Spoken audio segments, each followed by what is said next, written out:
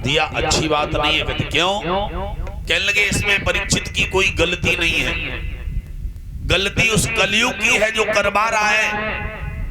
आज परीक्षित वहां अपने किए हुए कर्म पर पछतावा हो रहा है, रो रहा है। कहने लगे पिताजी अब मुख से निकली हुई वाणी वापस नहीं आती है, जो श्राप निकल गया सो निकल गया। कहने लगे अब एक काम तो हो सकता है। कहने लगे क्या? कहने लगे उस राजा को सूचना दी जाए, और उस राजा को सूचना दी जाए और कह दिया जाए कि कोई उपाय कर ले भाई बचने का, 7 दिन तेरी जिंदगी के बाकी रह गए। श्रृंगी ऋषि ने 2 शिष्यों को भेजा। वहां पर 2 शिष्य आए, आकर के जहां राजा परीक्षित आंख में आंसू बहा रहे थे, शिष्यों ने कहा राजन तुम रो क्यों रहे हो? कहने लगे मैंने एक बहुत बड़ा अपराध किया। एक तो मेरे हाथ से बाण गाय की लग गया, वो अपराध हुआ, और वो भय हमें सोने नहीं देता। दूसरा हमने एक संत के गले में सर्प डाल दिया, ये महाअपराध किया है। इस कारण से मैं रो रहा हूं क्योंकि मैंने जघन्य अपराध किया है। दोनों शिष्यों का राजन अब तुम और रो, अभी तो रो रहे हो। कहते हाँ, कि अब तुम्हें और रोना पड़ेगा। कहते क्यों रोना पड़ेगा? कहते महाराज जिस संत के गले में आपने श्राप डाला, उसके बेटे ने आपको श्राप दिया है।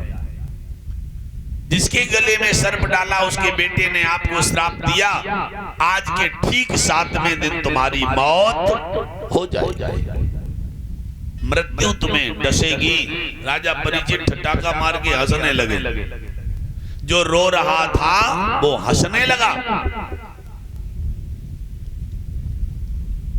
शिष्यों ने पूछा महाराज आप हंस रहे हो? अभी रो रहे थे, आज हंस रहे हो?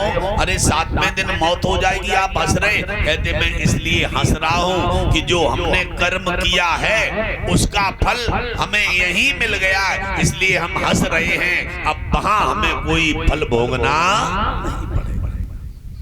अगर कर्म का फल यही मिल जाता है तो ईश्वर की बहुत बड़ी कृपा। उस संत ने श्राप दे दिया तो मेरे कर्मों का फल मुझे यही मिल गया है, अब मुझे वहां नहीं भोगना पड़ेगा। हंसे। शिष्य तो कह करके चले आए।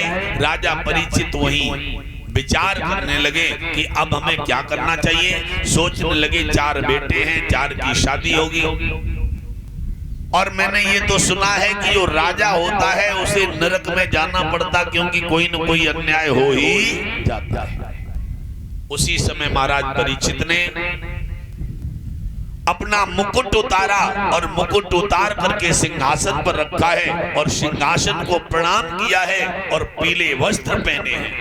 और पीले वस्त्र पहन करके न बेटों से कहा, न पत्नी से कहा, न परिवार से कहा, न मंत्री से कहा, न मोहल्ले वालों से कहा। क्यों?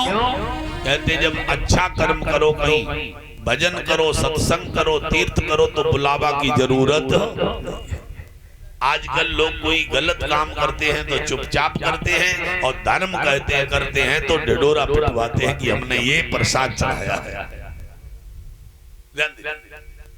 आज वहीं से परीक्षित ने किसी से नहीं कहा, और पहने पीले वस्त्र हैं, दिल हो गया अधीर, तब राजपाट सब छोड़ के गए गंगा के तीर। प्रभु गए गंगा के तीर।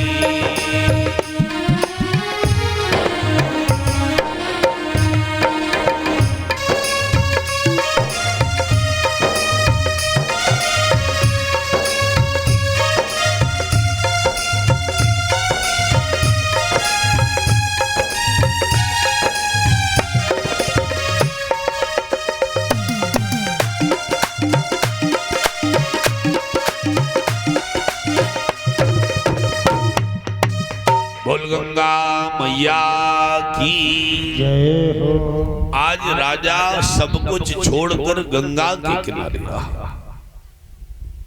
जाकर के गंगा मैया के किनारे आए। अब ध्यान देना, राजा जैसे ही गंगा के किनारे आए हैं तो 88,000 महात्मा राजा का दर्शन करने गए। क्यों? क्योंकि एक तो पीले कपड़े पहने हैं,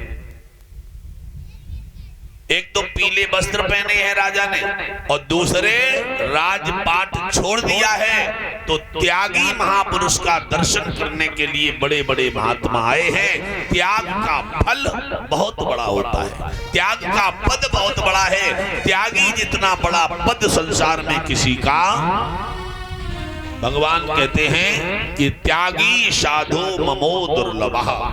गीता में कृष्ण ने कहा, अर्जुन जो त्याग